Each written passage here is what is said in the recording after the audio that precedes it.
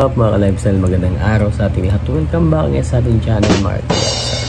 So for today's video, let's talk about online notification. Pag-usapan po natin yung mga ilang comments na nabasa ko kanina lang sa mga comment section ng mga videos natin. Kasi medyo maganda pag-usapan, then maganda i-share sa inyo. Especially dun sa mga biktima ng online leading application, yung depressed na, nagkakaroon na ng anxiety. Pero alam ko kung gusto mo yung pag-usapan natin, tapusin mo itong video hanggang dulo. And then kung bago ka pa lang sa aking channel, napadaan ka lang, please do like, share, subscribe, and then pakihit na rin yung notification bell nang sige notify po kayo sa susunod na mga interesting video i-upload po natin, especially about online dating application. So and then singit ko na rin mga ka-lifestyle, meron din akong nakausap kanina sa messenger, so sabi niya kasi mabilis cash, so by the way guys, na-explain ko na to dati, and then yun na nga, totoo talaga yung mga in-explain ko, nasasabi ko sa inyo, especially about yung reloan, kay mabilis cash. So ito na nga, yung pang-apat na reloan niya, sad to say, na-reject, yung perang pinangbayad niya para maka-reloan siya is pangbibili niya sana ng gatas, bigas, pero yun na-consume nga, Gaya nga nasabi ko sa inyo, itong si Mabilis Cash, may pagkabaliw din to sometimes, tatawagan ka, then sasabihin na tumaas na yung credit limit mo, then pag nag-advance ka talaga ng payment sa kanila, mas maganda, mas automatic reloan kaagad. Pero sad to say, yun na nga yung nangyari sa kanya.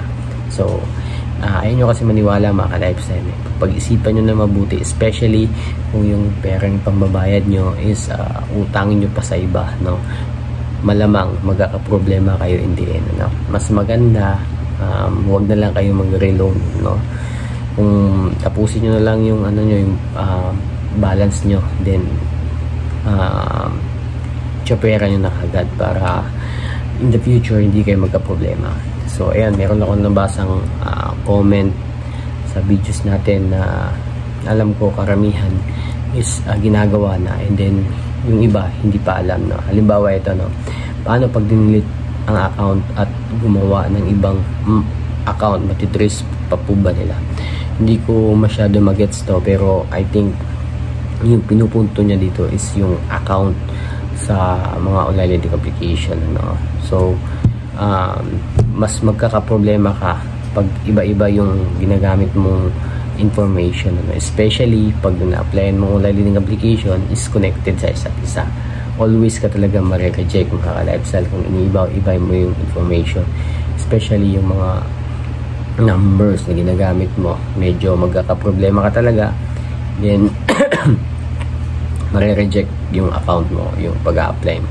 So ganun yung pagkakaintindi ko, ganun yung posibleng mangyari. Then ito pa, since hindi ka nila makontak sa FB account mo, i-add nila mga friends mo sa GC. Yes, 100% nangyayari po ito, Halimbawa, nag-lock profile ka. I mean, nung una pa lang mga ka-lifestyle, nung nag-apply ka pa lang sa kanila, that time, kasi merong ibang online leading application, binibigay natin yung ating link na Facebook link.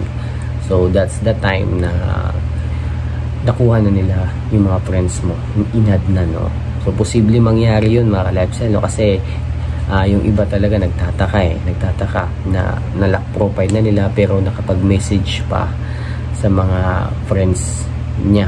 So gaya nga nasabi ko, advance mag-isip yung ibang online learning application. So huwag kayong magtaka, then i-add na lang yung friends mo sa GC, then makikita na lang nila na yun na nga yung picture mo na wanted ka. So if I were you mga ka-lifestyle, kung may plano ka talagang mag-loan sa mga online learning application, as much as possible, huwag mong ibibigay yung link ng Facebook mo, in advance, kasi in advance talaga mag-isip yung mga online leading application agent. Like for example, yung mga contacts mo, once na inalaw natin sila na ma-access lahat ng nasa phone natin, during that time, kinuha na nila lahat ng information.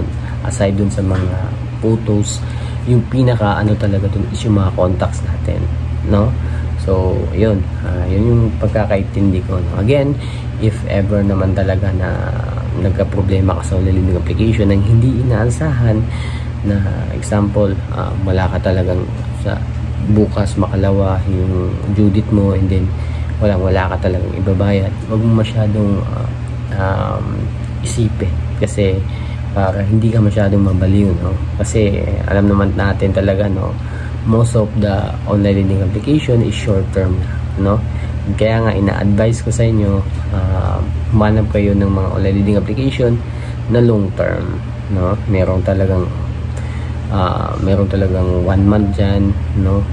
91 days. Meron mga lifestyle, hanapin nyo para hindi kayo magka-problema in the future, no? So yun yung mga ano dyan, mga diskarte. And then huwag po tayong gagamit ng mga